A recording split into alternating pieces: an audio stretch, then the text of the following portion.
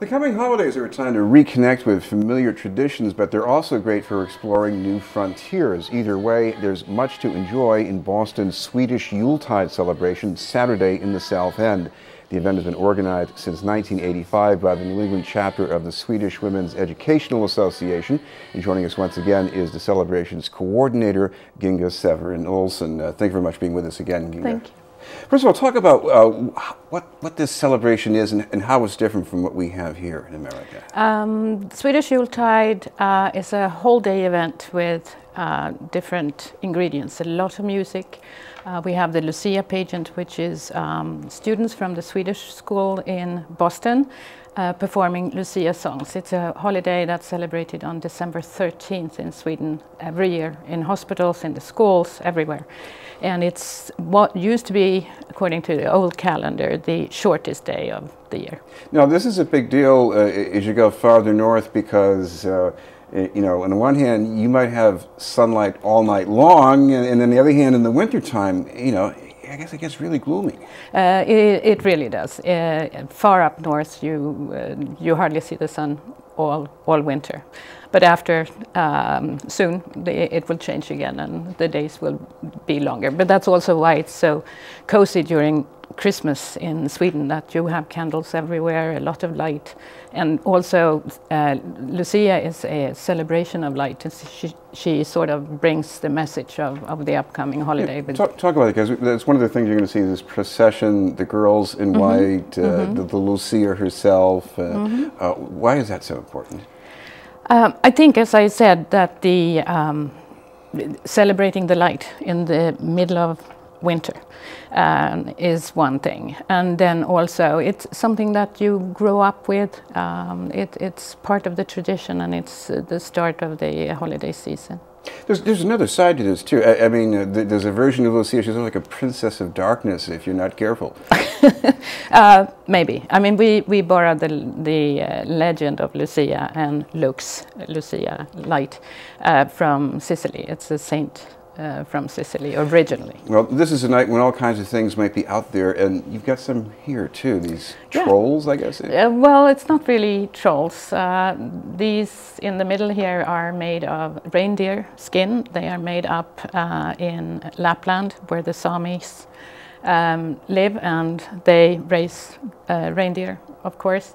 And then at the event we sell a lot of Christmas items, of course, and some of these more contemporary Santas, they are Santas, will be available too, along with lots of other kind of gifts and books and information about Sweden as a travel destination and so forth. Tell me about the horse. The horse has become a symbol for Sweden, if you will. It's from the province of Dalecarlia. They're all made from one piece of wood and hand-carved, and then painted with this kurbits painting style that's typical for the region, and have become sort of a symbol for Sweden.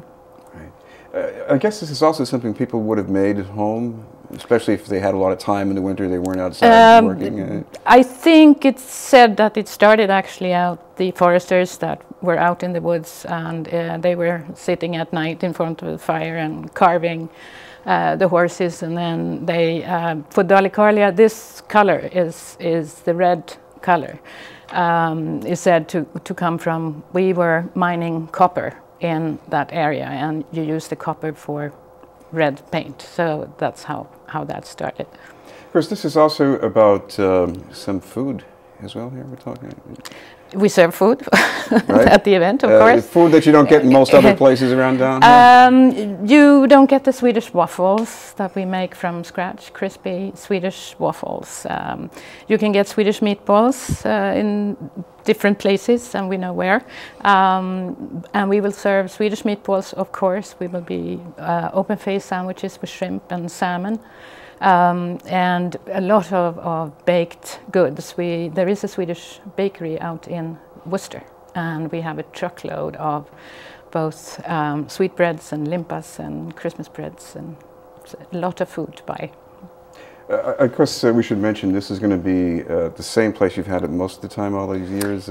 We have been at the Cyclorama at the Boston Center for the Arts since 1995, I think, every year. and it's a great open space to have this kind of winter fair. One other ingredient here is, I'm sure you're going to have some kind of traditional music. Tell me a little bit about that. We'll start off in the morning with the accordion, of course, which is very typical for Sweden.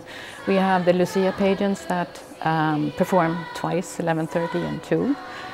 We have the Svea Singers. Our organization, Swedish Women's Group, has its own little choir, and they will perform. There is a choral group in New England called Stämbandet, which means the vocal cord, and they are absolutely fantastic.